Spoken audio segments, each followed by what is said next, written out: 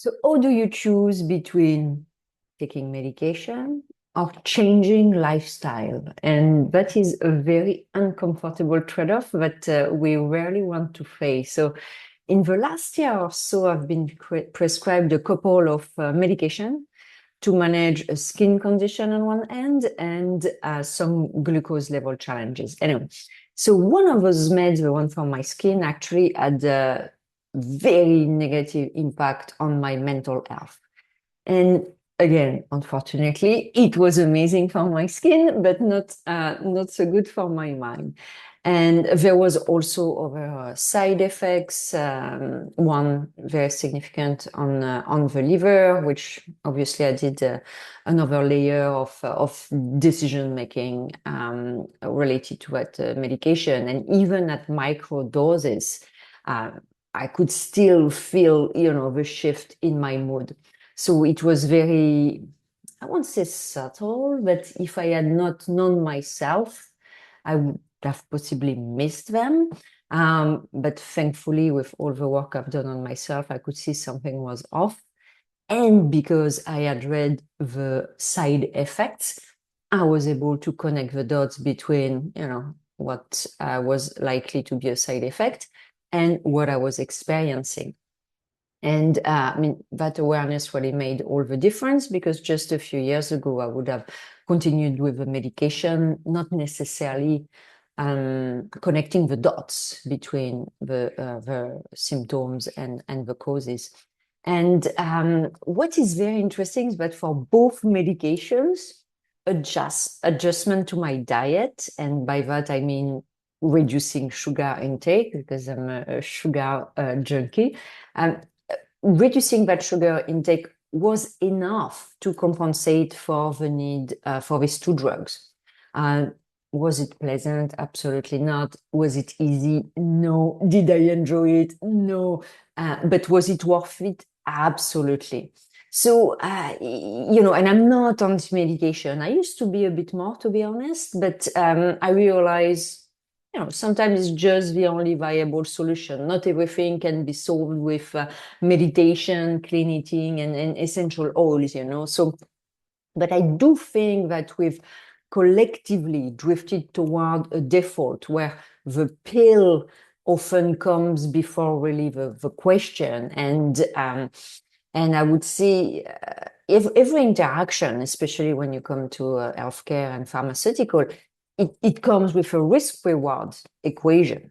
And very often we don't really understand it. We tend to outsource it. So it's really worthwhile to look into that. So there are three things that matter more than we think. And I mention it, reading the side effects. And when I say reading, I say really read them, not just a quick glance, understand the potential downsides relative to the expected upside, because some trade-off makes sense, but some absolutely don't. The second is monitor yourself. And that sounds obvious, but it's actually quite difficult. It requires, a good level of self-awareness that most of us haven't fully built. So do you know what is your baseline mood? Do you know what is your baseline energy level? Do you know what is your baseline digestion? I think most people have no idea what it is to digest properly or have a normal night of sleep, or what is their baseline, because they haven't maybe experienced it in a very long time, but also because they've never really observed themselves enough to see when and where their baselines are. And it's very difficult to know when something is shifting if you don't know what your baseline is. Seems obvious, but very often not knowing your baseline is actually already half the problem. And the third is really about starting with a basic diet, obviously sleep, movement. Again, all of that is very simple in theory. It's a bit more brutal in terms of execution. I know that. And it is nonetheless very high leverage variables, because small consistent changes here and there, can really sometimes eliminate the need for more invasive intervention. Like I said, I was able to cut these two medications just by reducing my sugar intake. And when I say just, again, I'm not saying it was easy. And I'm not saying I went to zero sugar. I removed the worst offender. And,